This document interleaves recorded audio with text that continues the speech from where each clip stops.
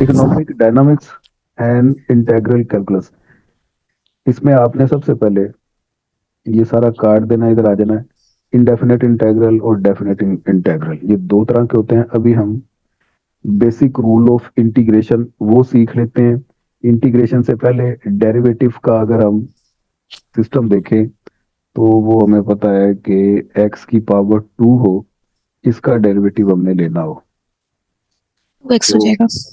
2x power, पहले power में से एक कम। ठीक है, जी इसी रूल को जी सामने रखते हुए इसका डेरिवेटिव अगर हम लेंगे तो वो एक्स एन आएगा। लेके चेक कर लो जरा, यही आता है। जी जी जी जी सर, डेरिवेटिव आता है मुझे। ठीक है, जी तो एक्स एन की अगर इंटीग्रेशन लेंगे तो वो X N plus one divided by N plus one आएगी। इसके अपोजिट होती जी है इंटीग्रेशन। जी तो ठीक। यही इसका पहला रूल बन गया कि आपने, ये बाय द वे ये साइन ऑफ इंटीग्रेशन है। जी सर। साथ इसके विद रिस्पेक्ट टू जो भी वेरिएबल ले रहे हो वो साथ डी एक्स, अगर विद रिस्पेक्ट टू यू ले रहे होंगे तो डी यू लिखेंगे, वी ले रहे होंगे तो डी वी लिखेंगे। तो ये आ गया साथ डी एक्स, आपने एज अ डेकोरेशन साथ एंड पे लाजमी लिखना होता है। जी ठीक है सर। तो x की पावर n, इसकी इंटीग्रेशन आपने लेनी है। रूल इसका ये होता है, पावर में एक ऐड करेंगे उसी से डिवाइड कर देंगे। तो पावर में एक ऐड किया, एक्स एन प्लस वन हो गया, जी और सर। n प्लस वन ये नीचे डिवाइड भी हो गया, और एंड में प्लस सी। ये लिखते ही लिखते आप जो सा मर्जी दुनिया जान का फंक्शन आ जाए, प्लस सी करना ही करना, बाय डिफॉल्ट ही आता है। जी क्योंकि कांस्टेंट का डेरिवेटिव जीरो होता है। उस रूल को सामने रखें तो अगर कोई ना कोई कांस्टेंट हुआ तो इन जनरल उसको सी कह देंगे हम। ठीक है। अगर ना हुआ तो सी ऑटोमेटिकली जीरो होकर खत्म हो जाएगा। अब ये एग्जांपल वन आ गई, ये भी हो जाएगी एक्स की पावर थ्री, ये एक्स की power four over four, x इसके एक्स की पावर टू ओवर टू। तो same example one two three four five. Next है, हाँ, ये एक्सपोनेंशियल के रूल। ई एक्स का डेरिवेटिव जब हम लेते हैं तो वो ई एक्स ही आता है। ठीक है। अगर ई एक्स का डेरिवेटिव ई एक्स ही आता है तो ई एक्स की इंटीग्रेशन भी तो ई एक्स ही हुई।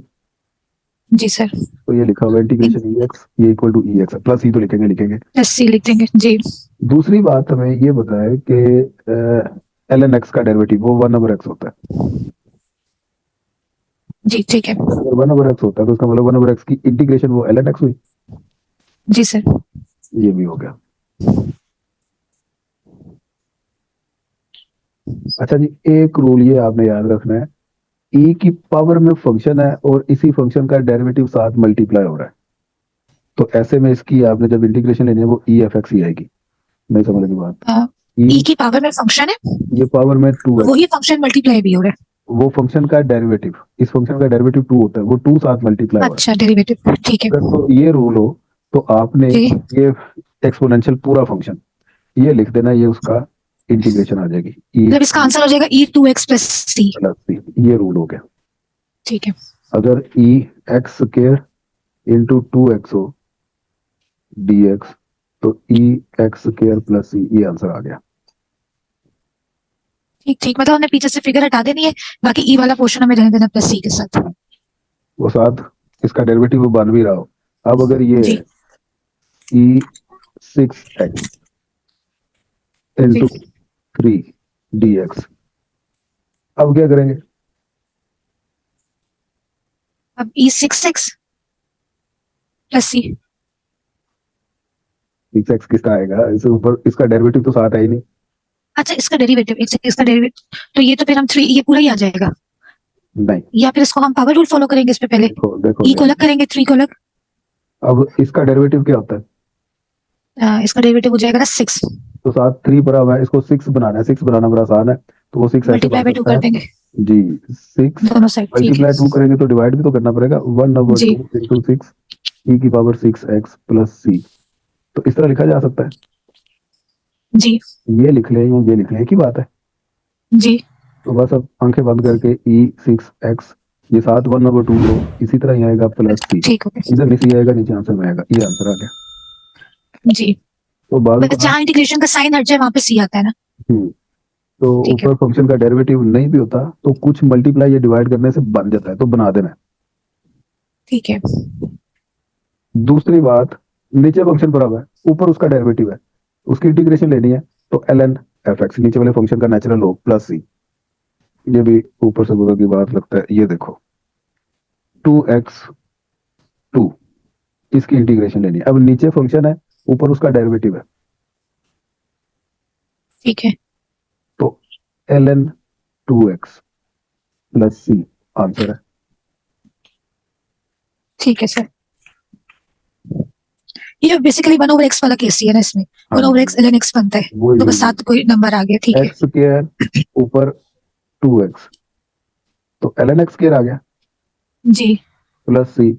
और ये अगर एक्स स्क्वायर एक्स होता ऊपर, तो अब इसका डेरिवेटिव तो 2x बनता है, ऊपर 2 है, ऊपर 2 तो है ही नहीं, तो 2 से मल्टीप्लाई जी डिवाइड कर देंगे 1/2 2x एक्स स्क्वायर dx। तो इसका हमारा आंसर आ जाना था 1/2 ln x square plus C answer. अच्छा, मतलब हमने ऊपर डेरिवेटिव जरूर बनाना है। जी जी जी, उसके बगैर ये तो रूल लगेगा ही नहीं। ठीक है, इस रूल को कहते हैं क्या सर? ये आपका अ, इसका पता नहीं क्या नाम है इसमें, सिंपल रूल ये भी चल रहे हैं अभी, कोई आपके वो इंटीग्रेशन बाय पार्ट या इंटीग्रेशन बाय सब्स्टिट्यूशन ठीक वो है भी नहीं है, ये ठीक है सिंपल रूल ही है। सही है। ठीक है, ये बेसिक होंगे ना जो ओवरऑल इम्प्लीमेंट होते हैं। जी। अब रूल 4, इंटीग्रेशन ऑफ सम या डिफरेंस, इसका बड़ा आसान रूल है, जितने फंक्शन अलग ऐड हो रहे हैं उन सभी की इंटीग्रेशन अलग अलग ले लें। इस तरह डेरिवेटिव में भी तो ऐसे ही होता है, ठीक है जी जी तो इंटीग्रेशन भी आप सेपरेट सेपरेट ले लेंगे। ये एग्जांपल 6 हो जाएगी, जी। एक सेकंड, एग्जांपल 7 सॉरी। लेके हो जाएगी। जी सर, 7 कौन सी है? सर 7 में तो हम वो रूल फॉलो करेंगे ना, जो इसमें सम रूल तो नहीं आएगा। सम रूल ये आएगा, बीच में प्लस का साइन है, दोनों के साथ अलग अलग ही तो लेंगे। ये जो 14x है इसका तो डिफरेंट होगा, 14x over 7x2 + 5। अलग ही है, देखो इस पे लॉग वाला रूल फॉलो करेंगे। 2x dx plus 14x 7x square plus 5 dx, इस तरह लिखेंगे। जी अब इसकी अलहदा इंटीग्रेशन ले लो, ये e की पावर में जो फंक्शन है उसका साथ डेरिवेटिव मौजूद है, जी सर, तो ये ये हो जाएगा चेक करके e2x। e2x प्लस c1 कह दो ना इसे, ये हो गया जी प्लस। अब ये नीचे जो फंक्शन है ऊपर उसका डेरिवेटिव मौजूद है, जी सर।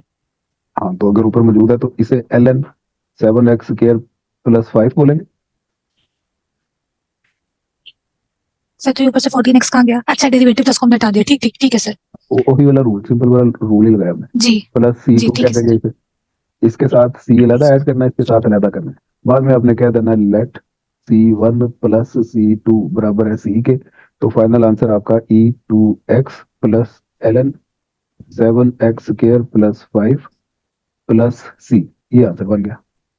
ठीक है सर। या इधर C1 C2 ऐड नहीं करना, तो आप इसका सिर्फ e2x लिखें, इसका सिर्फ ये लिखें, एंड पे जो आंसर है उसमें c ऐड कर दें। ठीक है सर। ये हो गया।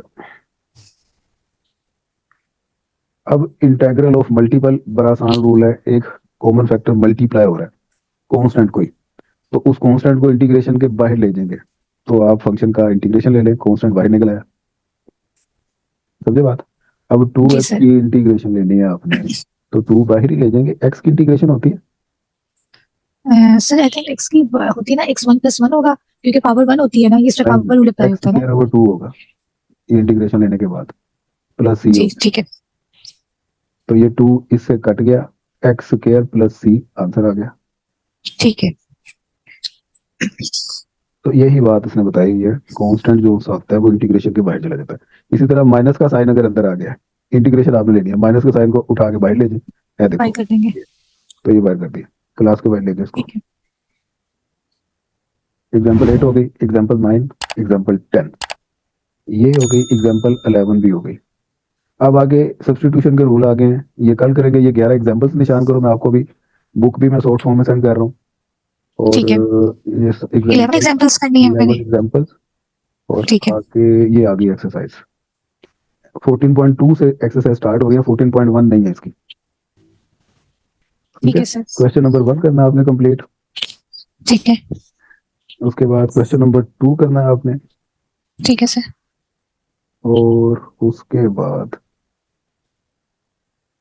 क्वेश्चन नंबर 3 भी हो जाएगा, ये भी कर लो। जी 4 भी नहीं, 4 का ये पार्ट अभी हमने नहीं किया, सब्स्टिट्यूशन है। 4 और 5 ये रहने दो, ये कल करेंगे, आज का आपका यहाँ तक होमवर्क है।